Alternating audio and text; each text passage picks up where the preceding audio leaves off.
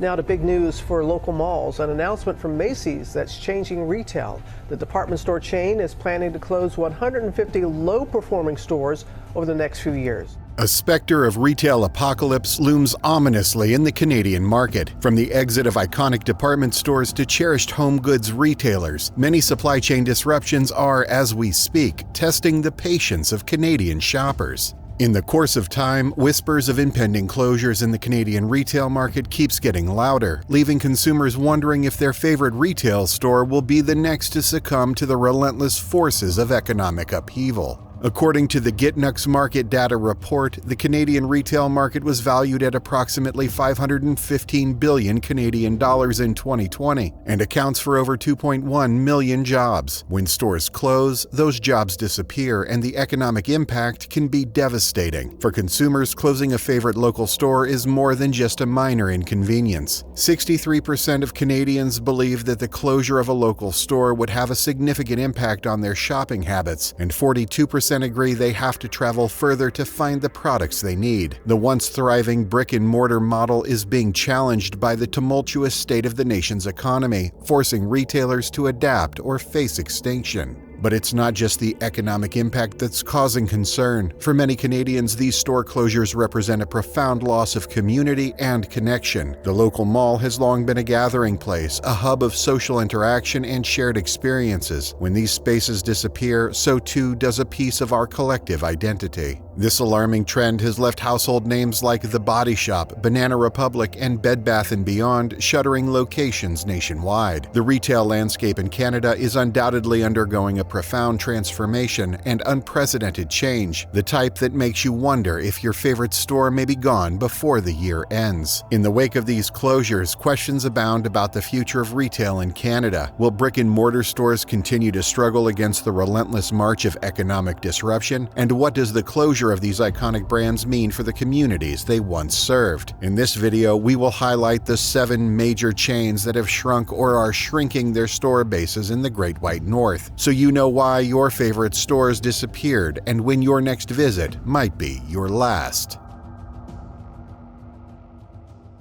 Number 1 on our list is The Body Shop. For years since its inception, The Body Shop was the go-to spot for cruelty-free, ethically sourced beauty products. With its signature green branding and commitment to social and environmental causes, The Body Shop quickly became a beloved global brand, especially among organic-loving Canadians. Known as a go-to place to slather yourself in exotic butters and marvel at the array of brightly covered bath bombs, the body bath was a favorite among Canadian consumers. But despite its loyal following, The Body Shop has struggled to keep up with the times. In August 2022, the Canadian subsidiary of the international cosmetics brand announced Friday that it would immediately begin liquidating almost a third of its 105 stores, automatically halting online sales. The closures came as part of a broader restructuring effort by the company's parent, Natura & Company, which cited the need to right-size the business in the face of changing consumer habits and intense competition in the beauty industry. A court filing showed the company owes more than $3.3 million to unsecured creditors and about $16,400 to secured creditors. The move comes weeks after the company's parent, The Body Shop International Limited, filed for administration, an approach that allows companies to restructure or wind down without paying their debts in the UK.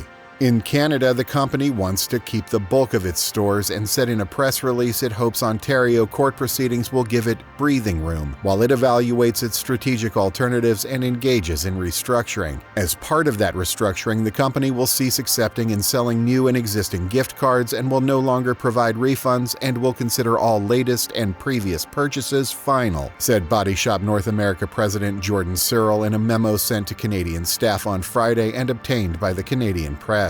Efforts to improve the business, which uses an environment-friendly ethos to sell an assortment of bath, body, hair, and skincare products, have cropped up as The Body Shop marks 44 years in Canada. The Canadian division of the retailer has been a steady presence, predominantly in malls since its expansion into the country in 1980, but in more recent years it has faced several challenges, including the dawn of e-commerce and the growth of beauty brands Sephora, Bath & Body Works, and Lush brought intense competition to the sector. The Body Shop continues to face an uphill battle to stay relevant in an increasingly crowded market. There is a prevalence of already closed Body Shop locations across the Atlantic provinces, Ontario, Prairies, and British Columbia.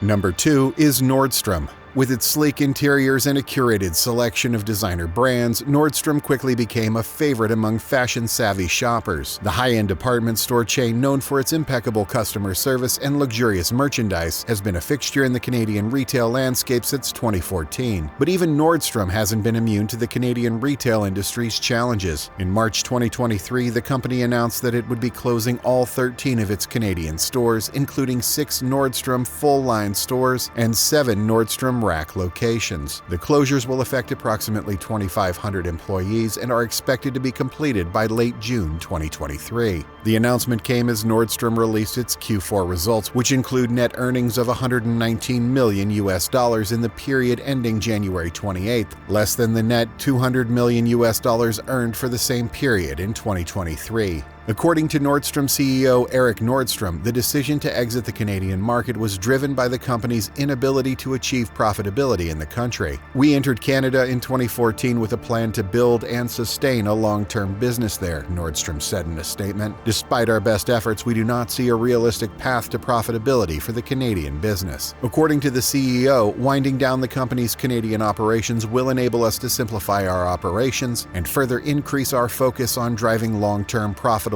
growth in our core U.S. business. The company obtained an initial order for creditor protection under the Companies Creditors Arrangement Act, or CCAA, prior to its exit to facilitate the winding down of its Canadian operations. The company said its e-commerce website will cease operations. A total in-store wind-down occurred in late June of 2024. The exit from the Canadian market resulted in a $400 million hit to Nordstrom's 2023 net sales, but a slight boost to the bottom line. Number 3 on our list is Factory Direct. The Canadian discount retailer, known for its no-frills approach to selling overstock and discontinued merchandise, has been a mainstay in the country's retail landscape since 1989. With its warehouse-style stores and bargain basement prices, Factory Direct was the go-to spot for savvy shoppers looking to score a deal. Since opening its first store almost 30 years ago, FactoryDirect.ca has grown to become one of Canada's largest privately owned discount retailers. But since COVID-19, the company has experienced declining sales and increased overhead, partly due to this high inflationary environment. At one point, they grew to 24 stores and several hundred employees and have been a staple brand in Canada for 3 decades. But in February 2023, Factory Direct announced that it would be closing all of its stores across Canada, citing a need to restructure the business in the face of mounting competition from online retailers and changing consumer habits. The closures will affect approximately 1,400 employees and are expected to be completed by the end of May 2023. The retail landscape has changed dramatically in recent years, Smith said in a statement. "We have made the difficult decision to close our stores in order to adapt to the new reality of the industry." According to Factory Direct CEO John Smith, the decision to close the stores was driven by a combination of factors, including the rise of e-commerce and the increasing dominance of big-box retailers like Walmart and Costco.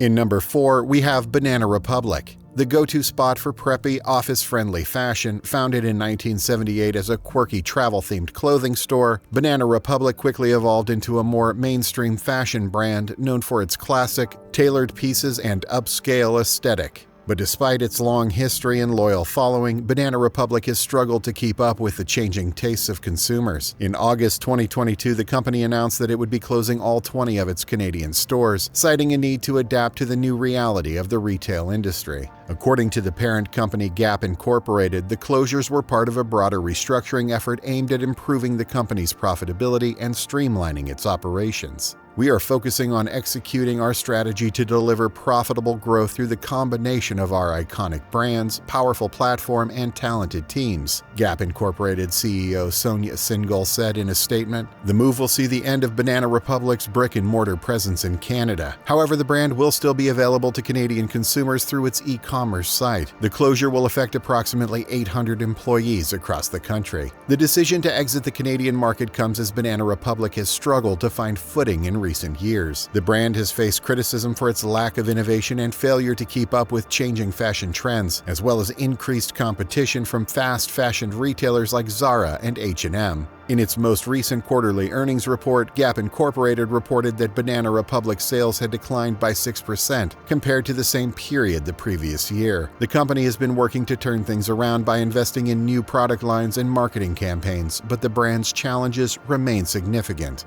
Coming in at number 5, we have Macy's. The iconic American department store chain, known for its massive flagship stores and annual Thanksgiving Day parade, have been a fixture in the Canadian retail landscape since 2018. With its wide selection of clothing, accessories, and home goods, Macy's quickly became a favorite among Canadian shoppers looking for a one-stop shopping experience. But despite its initial success, Macy's has struggled to gain a foothold in the Canadian market. In January 2023, the company announced that it would be closing all 6 of its Canadian stores, citing a need to focus on its core U.S. business. According to Macy's CEO Jeff Gennett, the decision to exit the Canadian market was driven by a combination of factors, including the challenges of operating in a new country and the ongoing disruption caused by the COVID-19 pandemic. We have decided to wind down our Canadian operations as part of our ongoing efforts to streamline our business and focus on our core U.S. markets, Gennett said in a statement. Number 6 is Bed Bath & Beyond.